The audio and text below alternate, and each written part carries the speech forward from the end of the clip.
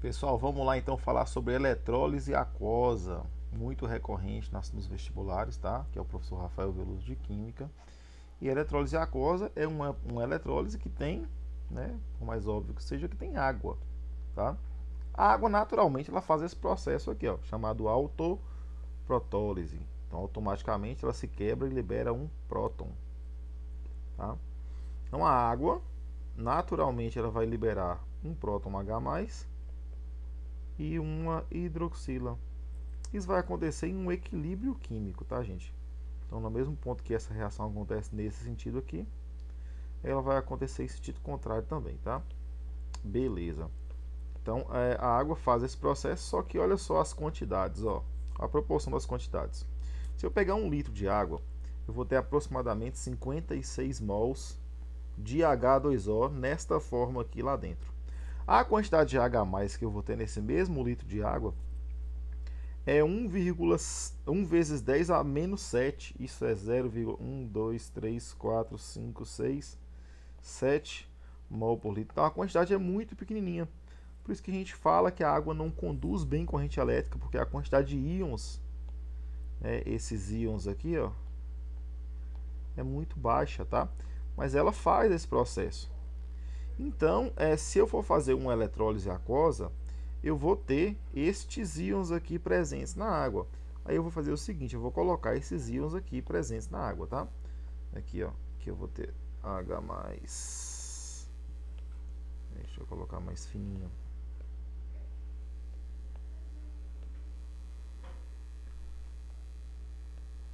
Então, esse íon aqui, ó, eu vou ter ele presente.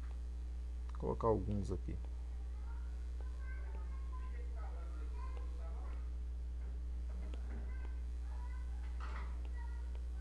O que mais que eu vou ter na água? Eu vou ter o OH. Vamos colocar o OH aqui. Acho que colocar esse branco não foi uma boa ideia. Mas vamos colocar o OH aqui então. O OH ele é OH-. Então ele é um ânion.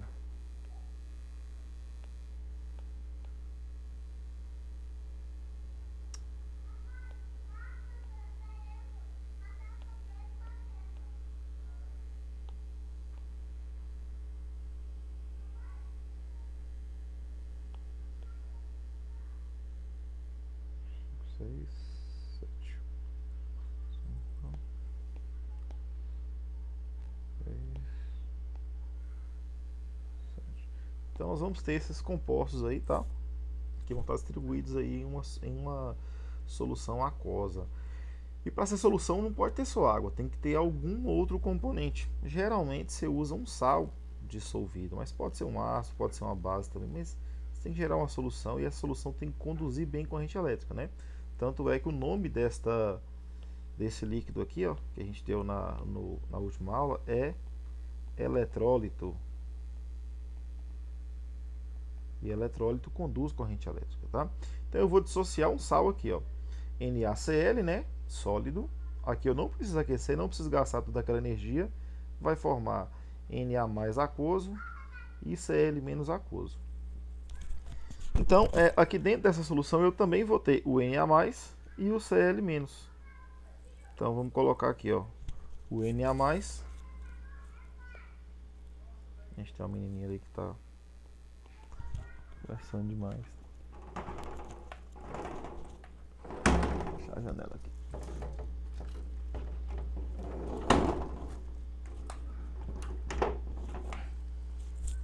Então vou ter aqui o Na+. E eu vou ter também o Cl-. Então 2 cátions e 2 ânions.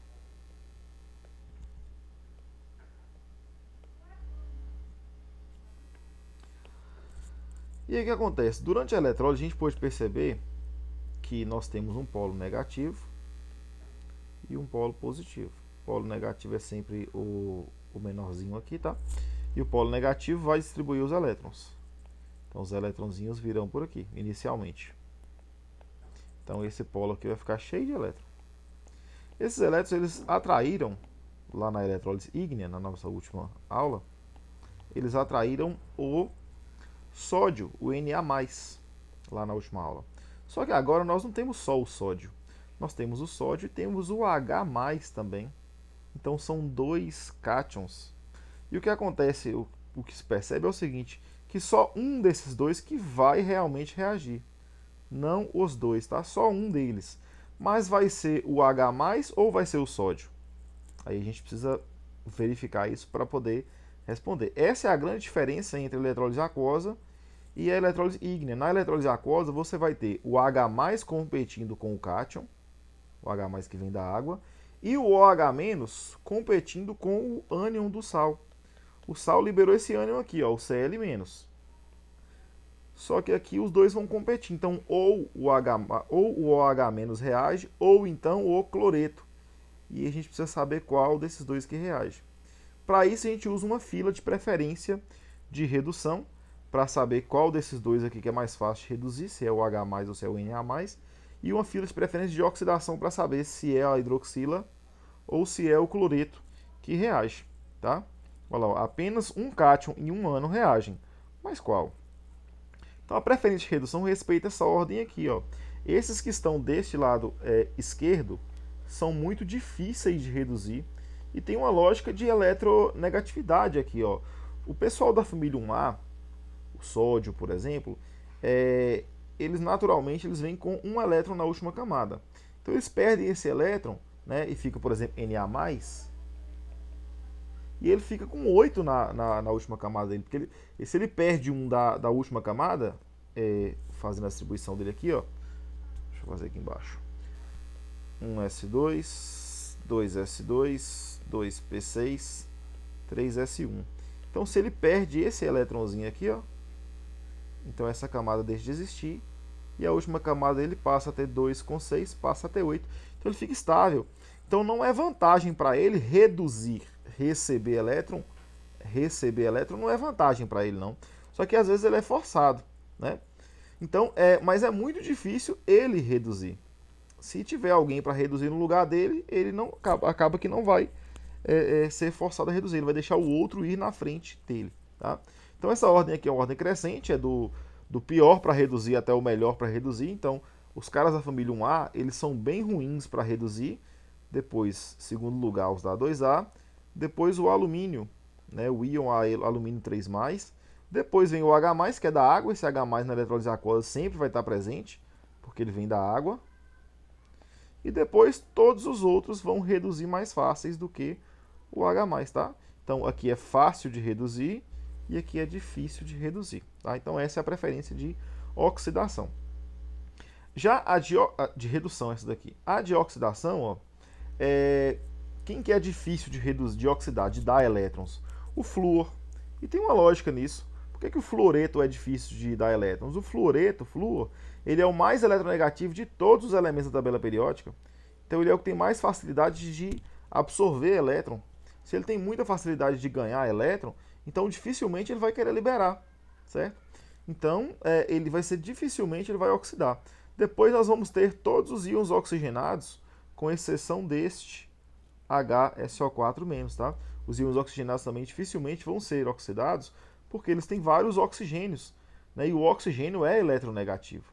O oxigênio dificulta a saída do elétron, tá? Depois vem o OH e depois todos os outros, tá? Então, desse lado de cá, flúor, íon oxigenado é difícil de oxidar, e os outros aqui vai ser mais fácil para oxidar. Então a gente sempre vai avaliar quem são os íons que estão presentes. Então sempre você vai ter este íon aqui, que é o íon da água, e qual que é o outro? Aí você vai comparar nesta filinha aqui para saber qual reage para a oxidação. Para a redução é a mesma coisa. Quem são os íons que estão presentes? Você sempre vai ter o H+, que é o da água, e qual que é o outro? Aí você compara a posição para ver quem que reage. Então vamos fazer isso, ó. Essas duas reações aqui, são as reações que vão acontecer com os íons da água, se eles forem os escolhidos lá para a reação, se eles tiverem preferência. Então, se o H+ tiver preferência, ele vai ganhar 2 elétrons e vai virar H2 gasoso. Se o OH- tiver preferência, a reação dele acontece dessa forma. Ele libera 2 elétrons, uma água e meio mol de O2. Então, essas são as reações para água, tá? Beleza. Vamos dar uma olhada aqui no exemplo, então, ó. Eu tenho aqui uma eletrólise e nessa eletrólise eu vou ter sal sólido, aliás, pode ser sólido, e aqui água líquida. Então essa água líquida vai liberar esses íons aqui, ó, esses dois cátions e esses dois ânions. Eu preciso saber qual desses dois cátions aqui que reage. O que eu vou fazer? Eu vou lá na filinha de redução, né? Já que o cátion vai ter que receber um elétron para depois reduzir. Beleza, então entre esses dois aqui, ó, qual dos dois que reage? As reações possíveis são essas duas aqui, ó. Se o sódio reagir, ele vai ganhar elétrons, vai virar sódio sólido. Se o hidrogênio reagir, ele vai ganhar elétrons, vai virar H2. Vamos dar uma olhada aqui na preferência de redução, ó. O sódio é da família 1A. O sódio é da família 1A. E a família 1A, ela é mais difícil de reduzir, certo? Então nós estamos trabalhando com sódio e com o H+. Então o sódio ele não vai reduzir não, né? Ele vai deixar, na verdade, o hidrogênio reduzir. Então esta reação aqui, neste caso, quando se tem água, ela não acontece. A reação que vai acontecer vai ser a reação do hidrogênio. Então o produto formado vai ser gás hidrogênio. Então no polo, lá no cátodo, né, que vai acontecer a redução, você vai gerar bolinhas de gás hidrogênio, beleza? Então aqui, ó, aqui é o polo negativo, que no caso aqui é o cátodo. Aqui vai ter eletrõezinhos, né? E aqui vai começar a aparecer bolinhas de gás hidrogênio com o passar da reação. Vai formar gás H2, tá? Joia, vamos dar uma olhada do outro lado, então. Qual desses dois ânions aqui que reage? Lá no polo positivo. O polo positivo aqui, se é o cloreto ou se é a hidroxila que vai dar esse eletrãozinho aqui, ó. Vamos dar uma olhada. Para isso eu vou ter que comparar, né? Aqui já estão as reações possíveis para eles, né? Se o cloreto reagir, ele vira Cl2. E se a hidroxila reagir, a gente já viu qual é a reação dela. Nessa reação aqui de baixo tem que ficar na mente, tá? Tem que ficar na mente, tem que repetir exercício com ela direto para poder pegar. A gente vai ver qual dessas duas reações que realmente acontece. Para isso a gente vai olhar a preferência de oxidação. O que a gente está comparando? Ó, a gente está comparando a hidroxila com... o cloreto ele não é o F-. O cloreto também não tem oxigênio, ele não é um íon oxigenado. Ele também não é hidroxila, então ele vai estar aqui dentro de outros. Então o cloreto vai estar aqui dentro de outros, né? E o cloreto está mais próximo do fácil de oxidar aqui, ó. Então ele vai oxidar mais facilmente do que a hidroxila. Então esta reação da hidroxila aqui, neste caso, ela não vai acontecer. A reação que acontece é a do cloreto. O gás cloro, esse Cl2 aí, ele é um gás bem tóxico, usado como arma química. Então se eu pegar água e sal de cozinha, que tem NaCl, e fizer elettrólise, eu vou estar colocando em risco a minha vida e a de quem estiver próximo de mim, né? Então, olha só, as reações então, que aconteceram foram essas duas aqui, ó. O H+ recebeu elétrons e virou H2. O Cl- deu elétrons e virou Cl2 gasoso, né? Então, ó, o número de elétrons está certinho. 2 elétrons saíram do cloro, 2 elétrons chegaram. Então, eu posso cortar aqui.